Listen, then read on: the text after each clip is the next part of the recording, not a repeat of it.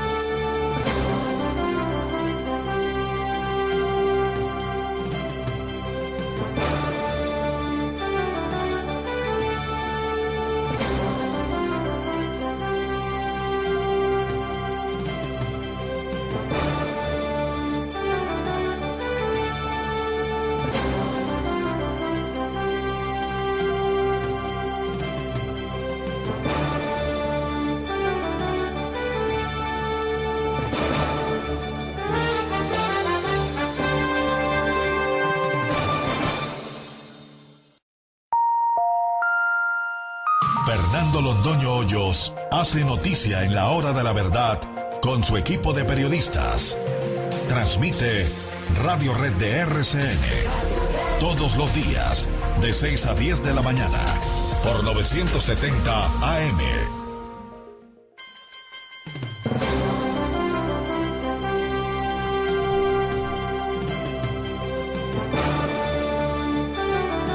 Muy buenos días.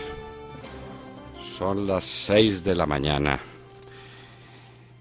de este viernes 29 de agosto de 2013. Un día muy complicado para la vida republicana de Colombia. Mucho. Esta es la hora de la verdad que se emite por Radio Red de RCN. Y estos temas y asuntos que trataremos en la grata compañía de ustedes durante las próximas horas. Orden de detención precautelativa contra el precandidato, exgobernador, exalcalde, expresidente del Congreso de la República, periodista en ejercicio, Luis Alfredo Ramos. Esta precaución es obvia. Hay alguien en la Corte Suprema de Justicia que quiere o que quiso silenciar una voz que los colombianos estaban escuchando con respeto y con esperanza. Hay que callar las voces. La voz de alguien que dice la verdad es siempre incómoda. La Corte Suprema de Justicia ha hecho más por su desprestigio con esta medida que todo lo que dijo se había tratado de hacer en su contra en la época del presidente Álvaro Uribe Vélez. Aquello desde luego fue un infundio de la Corte, y eso no fue serio, y ese es uno de los elementos que han contribuido a su gravísimo desprestigio. No hay nada peor para un pueblo que los jueces pierdan respetabilidad ante sus ojos. Pues lo peor que ha pasado contra la Corte fue la providencia de ayer, que habrá que explicarlo por anticipado. No es orden de la sala, es orden de un magistrado o de un auxiliar. Tendremos que averiguar quién es para saber por dónde viene este ataque a la democracia colombiana. Hablaremos largamente de este tema. El país está paralizado y en manos de nadie. No hay gobierno. Esto es exactamente la anarquía. La anarquía es la ausencia absoluta de poder. El presidente Santos teóricamente puede mandar las tropas, y existen las tropas, y puede mandar la policía, y existe la policía, pero el poder, la autoridad es muy otra cosa, y el presidente Santos la perdió íntegramente. El país está paralizado. En Tunja no funcionó la mesa porque dicen los paperos que el gobierno no llegó con seriedad a la mesa, no propuso absolutamente nada. Bogotá está cerrada. Hoy hay autorizadas 15 marchas. Si usted no tiene una urgencia manifiesta e inaplazable de salir de su casa el día de hoy, no lo haga, quédese en su casa. La situación es prácticamente insostenible. 15 marchas distintas. No hay por dónde circular en Bogotá. Bogotá está paralizada, pero además está rodeada. Ya están cerrados todos los caminos hacia Buenaventura. Está cerrado el camino hacia el norte, está cerrado el camino hacia el Sumapaz. Bogotá está cercada. Y lo mismo están haciendo con Medellín. Están encerrando a Medellín. Y gobierno, existe un gobierno, existe un poder, existe una autoridad. Colombia está en manos de nadie. Es decir, en manos de todos, de la violencia, pero también de la inconformidad, y una inconformidad en inmensa parte plenamente justificada por una política macroeconómica absurda que denunciamos hace mucho tiempo. Y es curioso, esta es la hora en que todavía nadie menciona a los grandes responsables de lo que está ocurriendo en Colombia. Los directores del Banco de la República no dicen una sola palabra. A propósito, nos preguntamos si el DANE está tomando nota de los aumentos en los precios de los alimentos, o si el hombre de las barcazas que sigue todavía dirigiendo el DANE, porque renunció y se fue pero se quedó, que son las fórmulas extrañas que este gobierno tiene para gobernar, dirá que como esto es transitorio, entonces el aumento en los precios de los alimentos no significa nada para la inflación. Si toman en cuenta seriamente los precios de los alimentos, no sabemos dónde va a parar el índice de inflacionario del mes de agosto. La Corte Constitucional, miren ustedes la diferencia de enfoque que tenemos. Diarios del país dicen que el marco para la paz tiene pleno respaldo de la Corte Constitucional porque lo declaró exequible. Nosotros decimos, las conversaciones de La Habana se acabaron, no tienen sentido. La Corte Constitucional, en una sentencia, hasta donde la conocemos porque no tenemos el texto íntegro, en una sentencia histórica, ha dicho que no puede haber impunidad, que se necesita la entrega de las armas, que los bandidos de las FARC tienen que devolver los niños que tienen reclutados. Es decir, le ha creado tales condicionamientos al proceso de paz que tal como está previsto lo hace imposible. La Corte Constitucional acabó el proceso de paz y algunos no se han dado cuenta o no quieren darse cuenta. El gobierno que no invierte. La Contraloría General de la República en sus 90 años de existencia o celebrándolos ha dicho que en agosto, cuando vamos pues en el octavo mes del año, está por invertir el 71% del presupuesto de inversión del año. Debiéramos ir más o menos en lo contrario, en que la inversión fuera del 71%, está en el 28%. ¿Será que está esperando para repartir mermelada en vísperas de elecciones? ¿O será simplemente que es el gobierno más inepto de la historia de Colombia? Vamos al mundo internacional. ¿Se atreverá Obama en Siria? Es la pregunta que todo el mundo se hace. Los buques están listos, los aviones están listos, los hombres de infantería están listos, el mundo está pendiente. Y Obama creemos, no se atreve. Obama no es capaz de desafiar la ira de Putin y su propio miedo.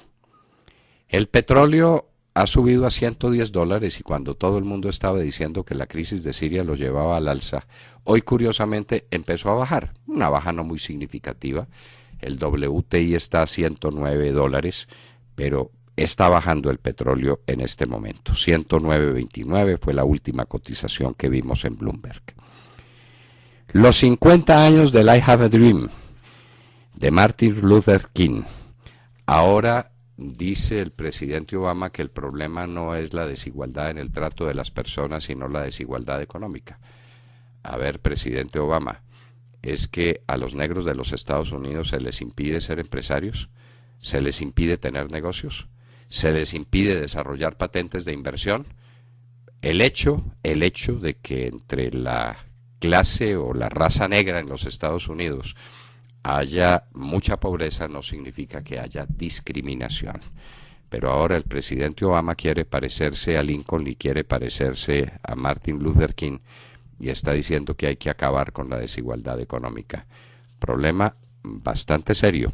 Le molestará al presidente Obama que muchos de los que ganan los más grandes salarios de los Estados Unidos, que son los deportistas, son en su gran mayoría negros.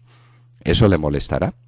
Bueno, en todo caso, ese es el discurso que se pronunció 50 años después del discurso histórico, ese sí, histórico de Martin Luther King.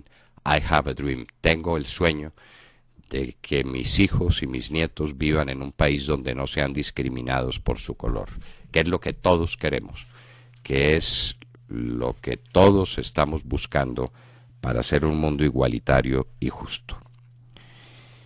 Oigan esta noticia, queridos oyentes. En la famosa Mesa del Catatumbo, óiganme lo que acordó el gobierno nacional: indemnizar a los sembradores de coca a quienes les han erradicado el cultivo.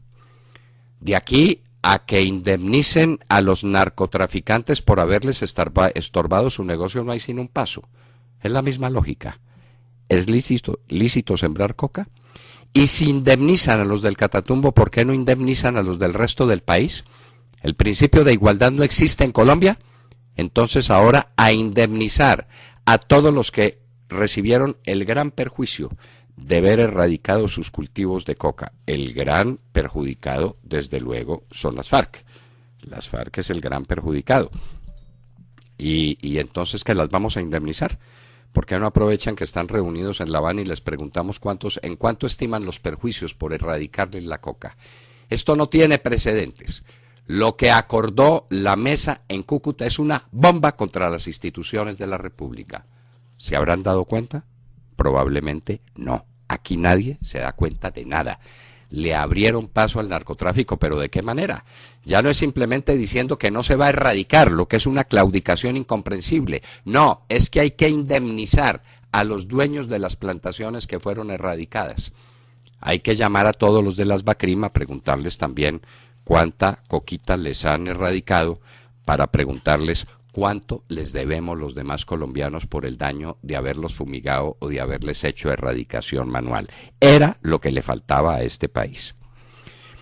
Otra noticia espectacular: Jennifer Mojica, la famosa amiga de Juan Camilo Restrepo, el ministro de Agricultura, y a su sombra hizo carrera en el INCODER, presentó documentos falsos para poderse posesionar.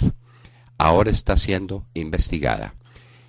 El antiguo presidente del INCODER, el doctor Juan Manuel Ospina, dio declaraciones diciendo: yo le estaba exigiendo declaraciones extrajuicio, la hoja de vida no me convencía, pero tuve presiones de arriba, es decir, del ministro, para que la nombrara rápidamente. ¿Será que alguien toca al exministro de Agricultura? ¿O Jennifer Mojica cometió este delito ella solita? Los conservadores no están con santos. Es que el problema es que este es un edificio que se está pegando ladrillo por ladrillo, pero el elemento que une cada uno de los ladrillos no es sólido, no es un cemento de esos que se pega en el momento en que fragua y que impide que el edificio se caiga. Es que la mermelada no es un buen elemento para fraguar estas piezas que se están poniendo.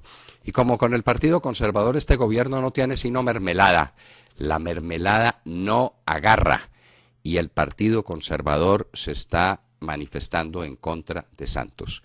Quiere hacerle moción de censura a la canciller, quiere manifestarse contra el referendo como la fórmula santista para poner fin al desacuerdo, llamémoslo así, con las FARC. Es decir, el Partido Conservador sabe por dónde va el agua al molino, sabe lo que le viene pierna arriba y se está preparando para abordar la nave del presidente Uribe Vélez. Saben que la base ya se le fue hace rato y que la base conservadora es uribista. ahora el problema es de los de arriba, los máximos responsables, diríamos en el argot legislativo que ahora está en uso. Ayer subieron las bolsas en el mundo. Miren, ante la expectativa de la guerra en Siria, uno creería que las bolsas entraron también en estampida. Pues no, subieron, subió Wall Street, subió stocks, bajó el precio del petróleo ligeramente, como arriba lo dijimos. El costo de los bonos colombianos está en 4.63. 1 euro vale 1.3251. El dólar tuvo una pequeña recuperación frente al euro y el peso colombiano vale, un dólar vale 1.938 pesos colombianos. Fue condenado a muerte mayor del ejército de los Estados Unidos por una corte marcial. Para los que crean que las cortes marciales y la justicia penal militar no funciona. Fue condenado a muerte el mayor que a su turno sacrificó la vida de 13 personas en Texas. Condenado a muerte. Y los actos ocurrieron en el 2012, es decir, en un año. Se le hizo el proceso, viene la condena y se ejecutará. Controlado 30% del incendio en Yosemite, California. La situación sigue siendo gravísima. Quiere decir que el 70% del incendio sigue incontrolable. La Corte Suprema Argentina revisa la ley de medios. Este es un campanazo para la libertad de prensa en todo el continente. Si esa ley de medios prospera, la libertad de prensa en todo el continente americano está gravemente amenazada.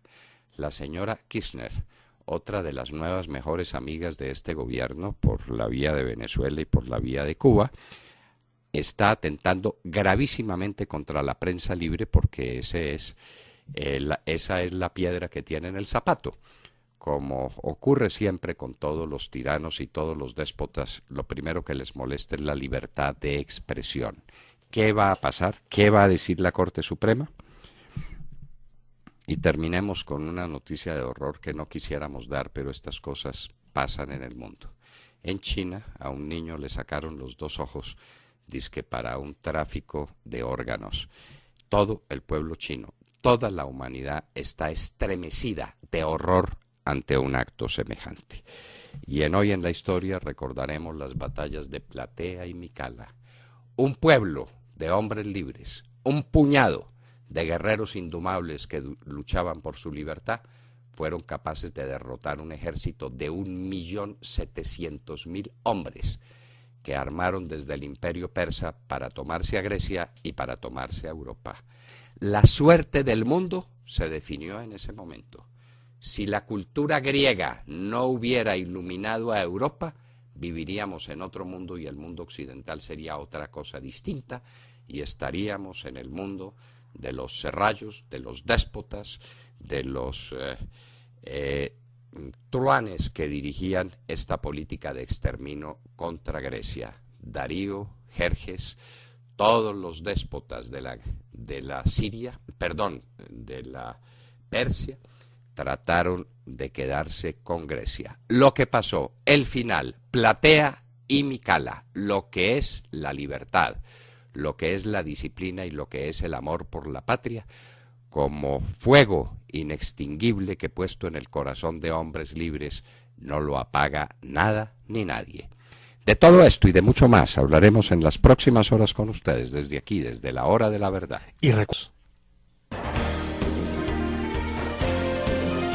La hora de la verdad, con Fernando Londoño Hoyos, en Radio Red de RCN, Bogotá, 970 AM, Medellín, 710 AM, Cali, 1200 AM.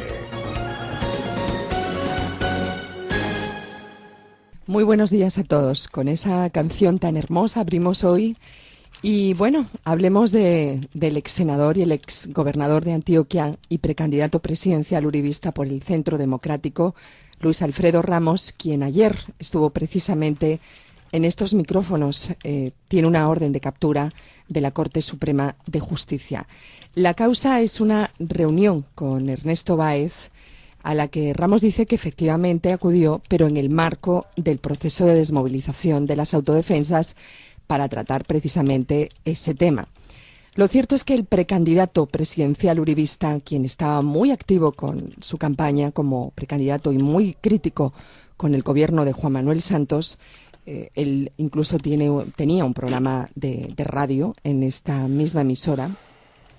Fue silenciado por una nueva orden de captura que deja muchos interrogantes. Cuando digo nueva, no es hacia él, sino me refiero a todos los uribistas, ¿no? Recordemos que el mismo Luis Alfredo Ramos dijo en este programa hace unos días que le parecía muy sospechoso que resucitaran su caso justo ahora en plena campaña como precandidato. Si les parece, recordemos sus palabras porque él fue muy clarito. Escuchen.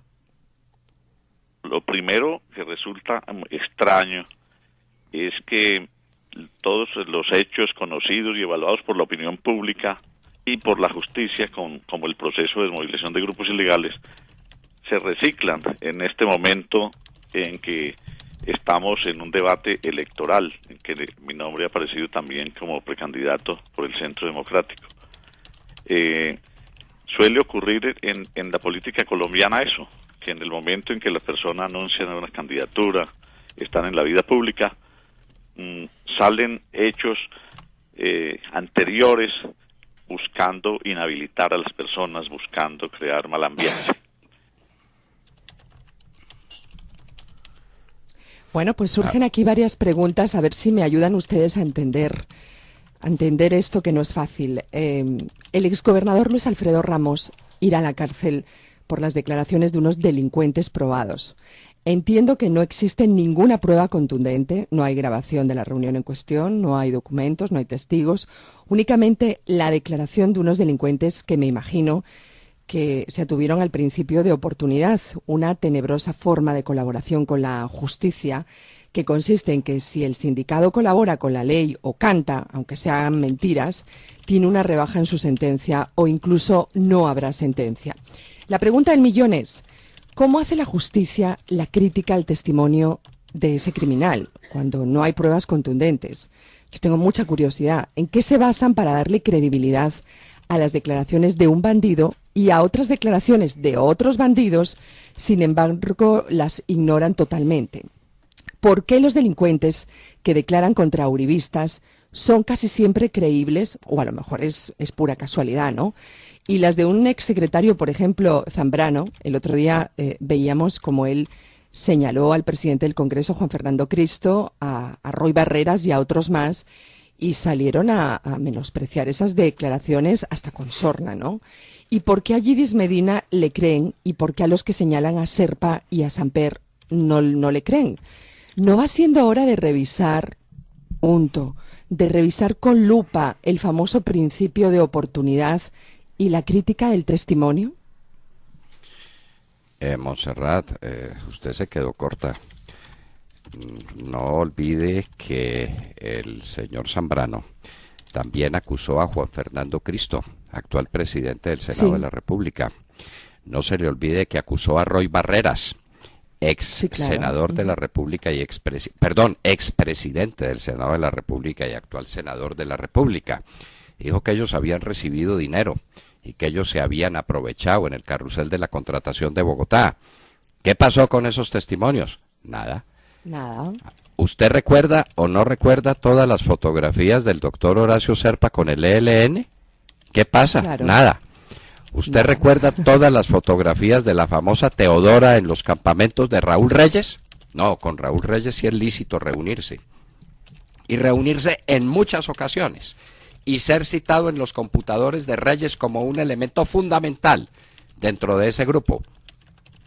Reunirse una vez con un paramilitar en funciones de senador, porque es que la acusación contra Luis Alfredo Ramos es que contribuyó a la conformación de grupos paramilitares. Eso es sencillamente ridículo, ridículo. Quien pierde prestigio es quien afirma una barbaridad de esas, porque tuvo una reunión con ellos en tiempos en que decían que estaban en plan de desmovilizarse. Y como senador de la República le interesaba saber cómo iba a ser esa desmovilización. Y se reunió en una ocasión. No pudieron financiar su campaña por una razón. ¿Sabe cuál, Montserrat? Porque no la hubo. Porque no la hubo. Luis Alfredo Ramos después no se hizo reelegir senador de la República. Se hizo reelegir gobernador de Antioquia. Para obtener la votación apabullante que obtuvo necesitaría del apoyo de los paramilitares? Para ser el hombre más votado en el país, el hombre que más votos de opinión consiguió en Colombia, ¿necesitaría apoyo de los paramilitares? Por supuesto que no, pero volvemos a la pregunta suya. ¿Qué pasa con las fotografías de Samper, las de Samper con la monita retrechera y las conversaciones con la monita retrechera y las fotografías famosas esas que Samper dijo que eran un montaje y que los técnicos en Nueva York dijeron que eran absolutamente auténticas y claras? Samper reunido con los narcotraficantes del Valle del Cauca en la ciudad de Cali. ¿Eso no significa nada? Y las declaraciones de Héctor Zambrano, uno de los hombres más significativos en la política del Distrito Capital, un hombre que se hizo a pulso, que se hizo solo, un hombre brillantísimo, que cometió estas debilidades y que debe ser juzgado y debe ser condenado. Y las declaraciones que él dio, y las declaraciones que dio contra todos, y las declaraciones contra personajes como Juan Fernando Cristo y como Roy Barreras, esas no significan nada, no valen la pena. Las reuniones, ¿cómo le parece Holman Morris? ¿Quién es Holman Morris hoy? Nada menos que el gerente o el dueño o el director o el presidente, como ustedes quieran, del Canal Capital. Holman Morris reunido con los guerrilleros de las FARC antes de la liberación de unos soldados a quienes les tomó un reportaje cuando tenían todavía cadenas y cuando estaban siendo apuntados por fusiles en la sien. Eso no vale, ¿no es cierto? Eso no cuenta, eso no existe. Y siga usted la lista, y sígala y sígala. ¿Qué pasa con Botero, el pseudoperiodista que a nombre de Telesur no salía de un campamento de las FARC? Ahí no hay nada, ahí no hay delito. Pero Luis Alfredo Ramos, candidato a la presidencia de la República, el mejor alcalde que ha tenido Medellín en su historia, el mejor gobernador de Antioquia en su historia, un presidente del Senado que hizo historia en Colombia porque contribuyó decisivamente a la plataforma legislativa más grande y más decisiva que se ha producido en la historia de la República, y candidato a la presidencia de la República y periodista. Esa voz hay que callarla, ¿no es cierto? Bueno, pero además, doctor Londoño, añadamos algo. Usted sabe que los paramilitares acabaron en la cárcel y juraron venganza. Literalmente dijeron que se iban a vengar del presidente Álvaro Uribe. Yo creo que también hay una causal que deberían estudiar. Yo me pregunto si de ahí no podría salir una tesis muy interesante. ¿Cómo se hace la crítica al testimonio en Colombia? Y hacer un análisis pormenorizado de todos los casos, porque es muy curioso, son muchos los uribistas que condenan sencillamente con una palabra de cualquier delincuente. Hablaremos de ese tema en nuestra nota editorial. Buenos días para todos, 6:39, así es, doctor Londoño, pues le cuento que la crisis en Siria prendió la alerta máxima en varios países como Irak, Turquía, el Líbano y por supuesto Israel. Hoy el gobierno sirio amenaza, le advierte a Occidente que ese país se convertirá en un cementerio de los invasores en caso de que a la comunidad internacional se le dé por llevar a cabo una intervención militar allí.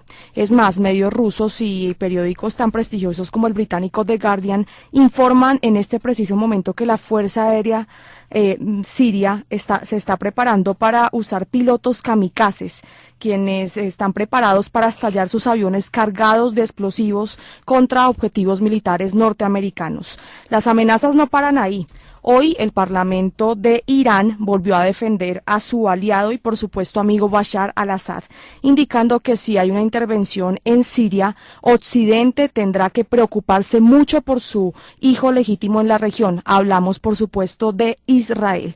Ya que hablamos de esta nación, es oportuno indicar que ayer en cadena nacional el primer ministro Benjamín Netanyahu precisó que Israel no es parte de la guerra civil en Siria, pero que si su gobierno y identifica cualquier intento de perjudicar al pueblo israelí, ellos van a reaccionar y van a reaccionar con fuerza. Rusia, el amigo fiel de Al-Assad, precisa por su parte ahora que el agravamiento de la situación en Siria es consecuencia de las recientes declaraciones de países como Estados Unidos y Reino Unido, que han llamado a lanzar un ataque contra las fuerzas del régimen. Terminamos diciendo que hace pocos minutos en un periódico que es aliado al grupo libanés extremista y terrorista Hezbollah, el mandatario, el tirano a nuestro modo de ver de Siria, Bashar al-Assad, dice que no se preocupen porque él saldrá vencedor en toda esta batalla. Bueno, esa es la situación. Eso está en manos del presidente Obama. Yo le aseguro que Obama no es capaz de dar la orden del bombardeo. No es capaz. Eso le queda grande. Eso es como si la diera Jimmy Carter. Pues Jimmy Carter y Obama son las dos personas más conocidas que yo he visto en la vida. Salvo el color de la piel, que es una distancia que no significa nada, son igualiticos. En sus indefiniciones, en sus incapacidades, en sus cobardías, en su ineptitud para gobernar y para gobernar un mundo, que es lo que tiene que hacer los Estados Unidos, que por fuerza es la policía del mundo porque es la única gran potencia militar que hoy hay sobre la Tierra, aunque China le está siguiendo los pasos aceleradamente con los gigantescos presupuestos de inversión militar que tiene China. Pero por ahora los Estados Unidos son la única gran superpotencia militar. ¿Qué hará Obama? Le aseguro que nada.